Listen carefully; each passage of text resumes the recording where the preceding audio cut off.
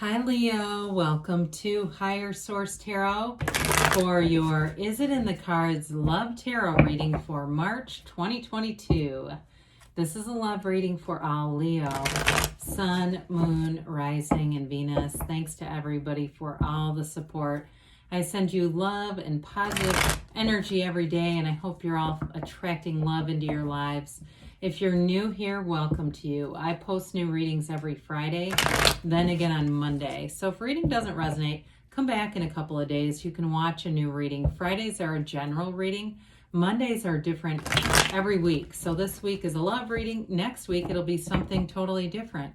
And if you like tarot and you like the channel, I'd love to invite you to subscribe to Higher Source Tarot. All right, what advice do you have for Leo? Sun, Moon, Rising, and Venus about love.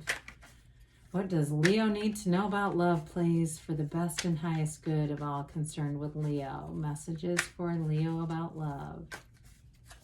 All right, so we will start by drawing 3 cards to represent your energy, 3 cards for the person you're attracting, 3 cards on the advice. You've got the 8 of Swords, the 2 of Cups, and the Emperor. Their energy is the Knight of Cups, the King of Swords, and the 4 of Wands. Now your advice, we've got the 10 of Swords, the Wheel of Fortune, and the Fool. Oh boy. Well, I feel like if you're down and out, it's time to take a leap of faith. You've got a really cool energy here with the Wheel of Fortune and the Fool. The 10 of Swords may indicate, because 10s are about a new cycle. It may indicate if you feel like, damn it, this is never going to happen, you have a soulmate here. So those of you that have almost given up on love, get back on the saddle because you have somebody coming in. So you have 3 major arcana, and that's significant in terms of major life changes, major life events, and especially with the Fool, that's a big deal. You have here water, air, and you do have a little bit of fire. You got all the fixed signs here.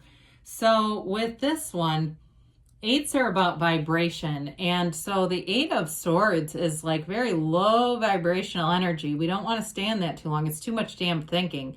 It also could be too many people giving you their opinion of something, even if it's a new relationship and you know there's people that are questioning it or something like that. It introduces doubt, and we just don't want that in terms of manifesting.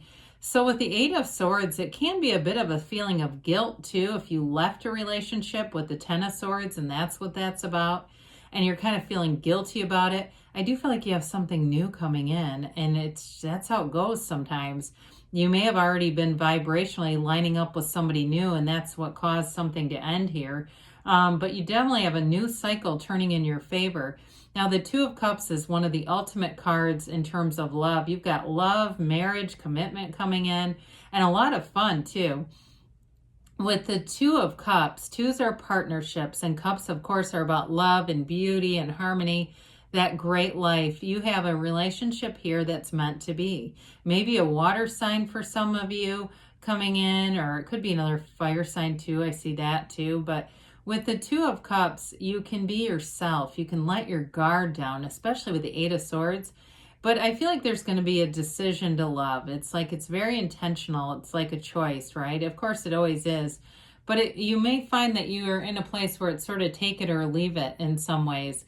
But you're in the position of moving right into it. So with the Emperor here, the Emperor is a card of playing by the rules. And it is a card of protection in relationships. He makes a great life partner. This is an energy where you'll commit to something. And you see how the Emperor holds that staff. That represents Venus.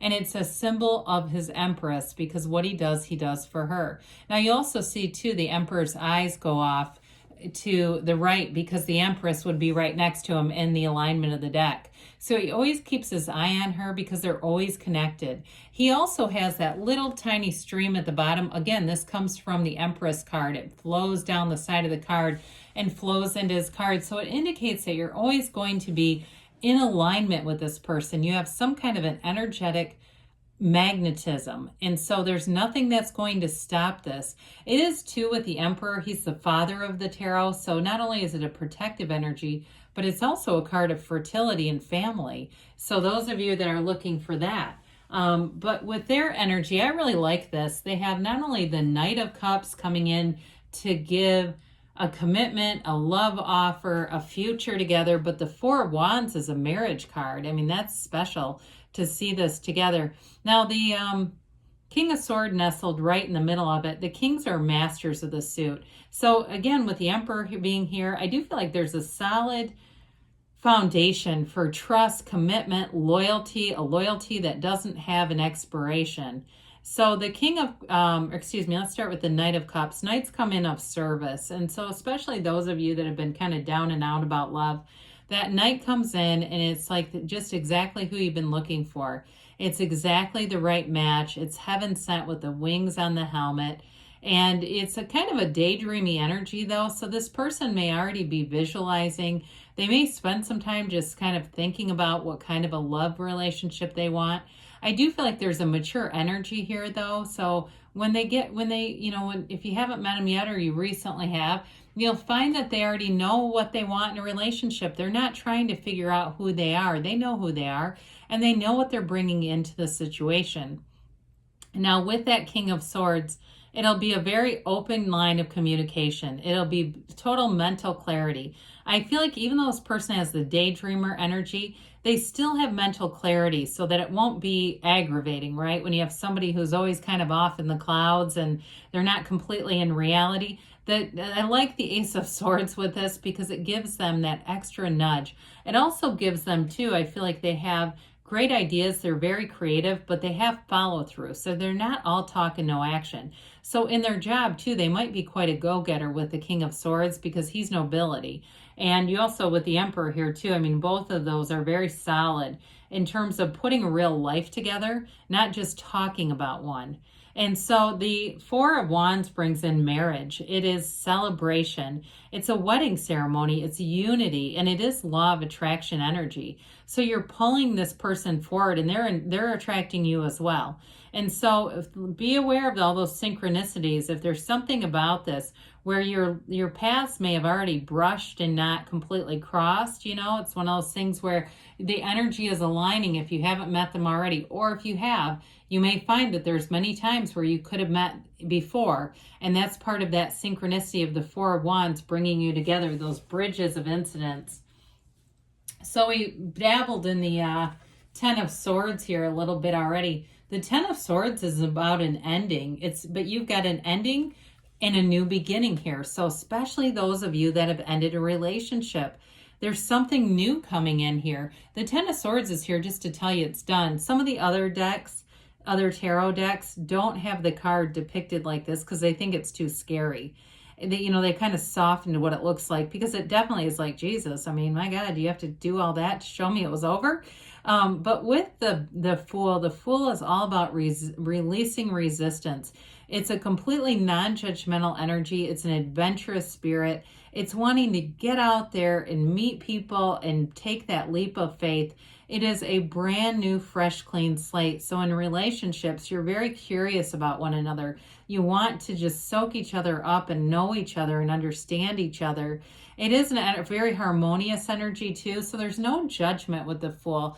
The Fool is about trust, enthusiasm, new beginnings, but it also is a transition card. And it's telling you that your soul is always victorious. You're going to be embarking on something new here. And with the Wheel of Fortune, the wheel turns in your favor. It's very high vibrational energy. So relationships that start with the wheel are wonderful because it's the momentum of the universe lining you up, but in a high vibrational place so that the relationship is sustainable. We get into problems when we have matches in low vibrational places. They're not relationships that are here to stay and last. And so with the Wheel of Fortune, it's also called the Wheel of Life. It's an energy where you meditate, you quiet your mind, because with that, there's going to be this new cycle, this evolution. And so some would say it's your destiny happening, but it's a cycle or a pattern that's always a turn for the better. And so with the Wheel and the Fool joining up, everything seems to align. You're in alignment. You're in the right place at the right time with an open heart, and that person will be magnetized to you with this. And it's going to be a fun relationship. It's a relationship of getting out and traveling, of seeing new things, trying new things, having new experiences together, but being in love. So is it in the cards? We will say yes. Now, like I said, there may be an ending, though. That's what it feels like. From an ending is a new beginning. So with the, let's see here, what the angels have to say for Leo about love, please. What does Leo need to know about love?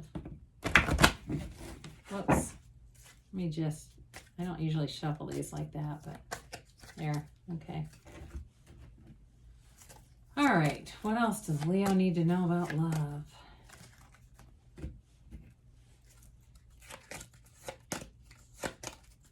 Okay, so we have here, remain positive, all right? So it's you get what you are. So we definitely want to be positive when attracting love. The situation will improve. I like that in this reading. You've got meditation brings answers. So meditate, like we said with the wheel, it's a portal into the divine. You have perfect timing.